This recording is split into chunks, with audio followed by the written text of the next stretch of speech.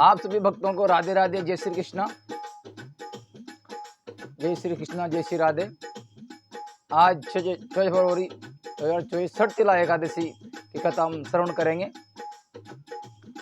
तो सबसे पहले भगवान भाग्य विहारी चरणों में प्रणाम करते हुए, गुरुदेव के चरणों में प्रणाम करते हुए आज बहुत सुंदर छठ तिला एकादशी की कहानी कथा हम श्रवण करेंगे। तो राधे मेरी मात है, पिता मेरे घनश्याम, इन दोनों के चरणों में मेरा कोटि कोटि प्रणाम। श्री राधे राधे। एक समय दालभ्य ऋषि ने पुष्य ऋषि से पूछा, हे ब्राह्मण, मनुष्य मृत्युलोक में ब्रह्महत्या आदि महान पाप, दूसरे के धन की चोरी, दूसरे की उन्नति करते हुए भी वो नरक को प्राप्त नहीं होते हैं। ये सब आप मुझे कृपा पूर्वक कहिए। तो इस पर पुलस्त्य ऋषि बोले, हे महाभाग, आपने मुझसे अत्यंत गंभीर प्रश्न पूछा है, तो इसको ब्रह्मा विष्णु इंद्र आदि भी नहीं जानते, परंतु मैं आपको ये गुप्त तत्व से ही बताता हूँ। तो माघ माह के आने पर मनुष्य को स्थान आदि से शुद्ध रहना चाहिए और इंद्रियों को वश में करके तथा काम, क्रोध, लोभ, मोह, माया का अभिमान त्याग करना चाहिए और भगवान का स्मरण करते रहना चाहिए। इस माह के महीने में भगवान का ज्यादा स्मरण करते हुए रहना चाहिए। हाथ पैर धोकर पुष्प नक्षत्र में गोबर, कपास, तिल मिलाकर कंडे बनाकर इन कंडों से 108 बार हवन करें और यदि इस दिन मूल नक्षत्र और द्वादशी हो तो नियम से रहे। स्नान आदि नित्य क्रिया से शुद्ध होकर ब्रह्म मुहूर्त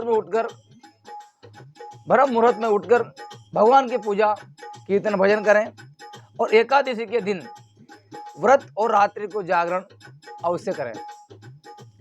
दूसरे दिन धूप दीप नैवेद्य से भगवान की पूजा करें।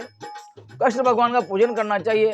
पेटा, नारियल, सीताफल या सुपारी सहित अर्घ्य देना चाहिए, फिर स्तुति करनी चाहिए। भगवान आप अशरणों को शरण देने वाले हैं, आप संसार में डूबे हुए उनको उद्धार करने वाले हैं। भगवान स्तुति करना चाहिए और कमल नेत्रधारी है।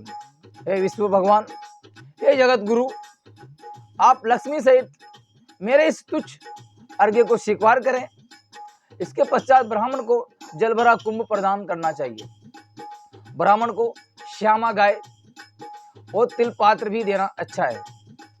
तिल स्नान और भोजन में श्रेष्ठ है, अतः मनुष्य को तिल दान भी करना चाहिए।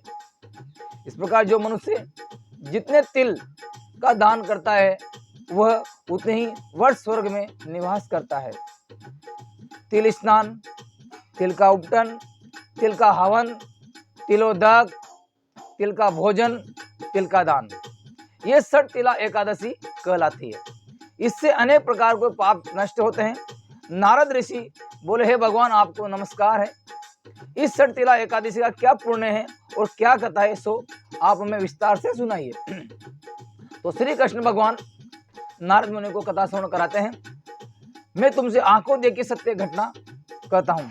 प्राचीन काल में मृत्युलोक की सत्य घटना कहता हूँ। प्राचीन काल में मृत्युलोक में एक ब्राह्मणी थी, वो सदैव व्रत किया करती थी। एक समय वो एक माह व्रत करती रही, इससे उसका शरीर अत्यंत दुर्बल हो गया, परंतु उसने कभी भी देवताओं तथा ब्राह्मणों का धन तथा अन्नदान नहीं किया। इस प्रकार मैंने सोचा कि इस ब्राह्मण ने व्रत आदि से अपना शरीर शुद्ध कर लिया है और इसको वैष्णव लोक भी मिल जाएगा, परंतु इसने कभी अन्नदान नहीं किया है, इससे इसकी तृप्ति होना कठिन है। ऐसा सोचकर मैं मृत्युलोक में गया और ब्राह्मण से अन्न मांगा। वो बोली, आप यहाँ किस लिए आए हैं? मैंने कहा, मुझे भिक्षा चाहिए। उसने मुझे ये मृत्यु पिंड दे दिया। मैं उसे लेकर लौट आया। कुछ समय बीतने पर ब्राह्मणी भी शरीर त्याग कर स्वर्ग को आई। मृत्यु पिंड के प्रभाव से उसने एक आत्मग्रह मिला, परंतु अपने को वस्तुओं से सुनने पाया, वो मेरे पास आए और बोली, हे भगवान, मैंने अनेकों व्रत आदि से आपकी पूजा की है, परंतु फिर भी मेरा घर वस्तुओं से सुनने है। मैंने कहा, तुम अपने घर जाओ और देव स्त्रियां तुम्हें देखने आएगी। जब तुम उनसे सठ तिला एकादशी का पुण्य और विधि सुन लो, तभी द्वार खुलेगा।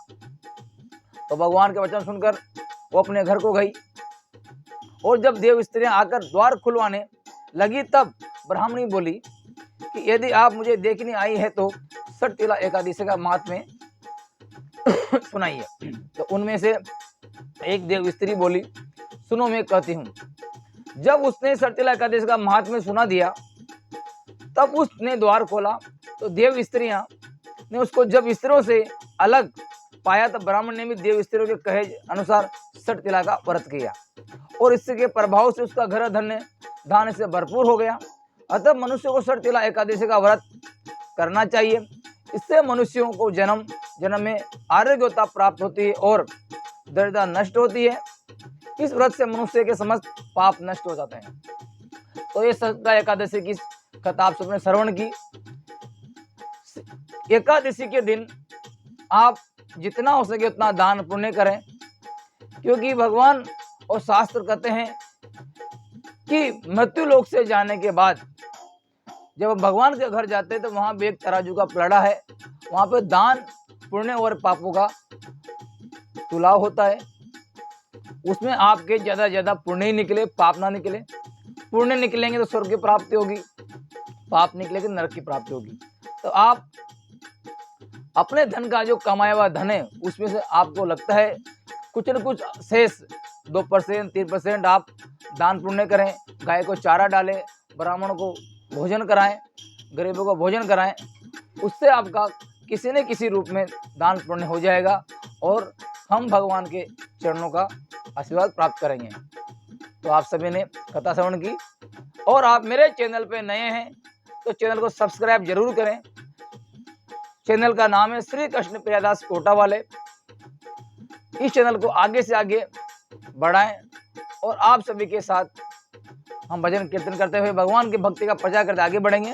श्री राधे, जय श्री कृष्णा, जय श्री राधे, जय श्री कृष्णा।